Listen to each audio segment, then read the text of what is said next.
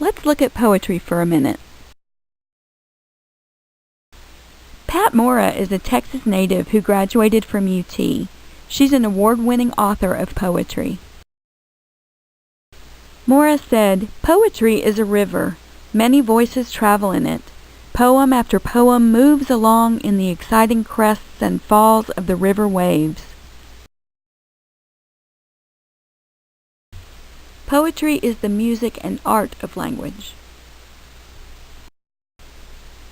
Unlike prose, poetry is efficient, sparse, saying as much as possible in as few words as possible. Poetry is rhythmic. It employs meter. Poetry is sensory. It evokes strong images as well as powerful feelings and memories in the reader. And poetry is symbolic.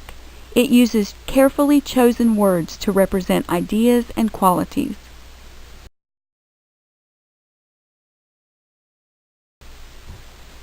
Let's identify a few elements of poetry in Dylan Thomas's "Do Not Go Gentle Into That Good Night." A stanza is an easily recognizable group of lines within a poem.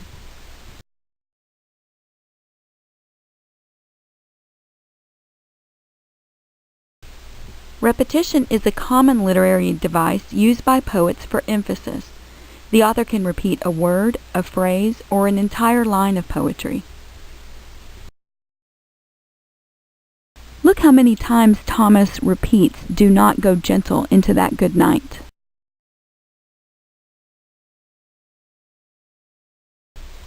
Rhyme is the repetition of the final sounds of two or more words. Look at the end of each line, where the poet rhymes night and light, and day and they.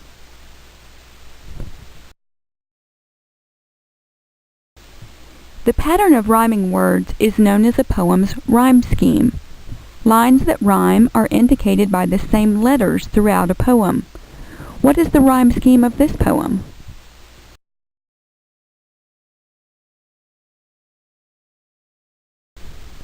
Personification is giving human characteristics to inanimate or non-human things. Here, Thomas personifies old age as burning and raving at the close of the day. Another example of personification in this poem is the dancing of frail deeds in a green bay.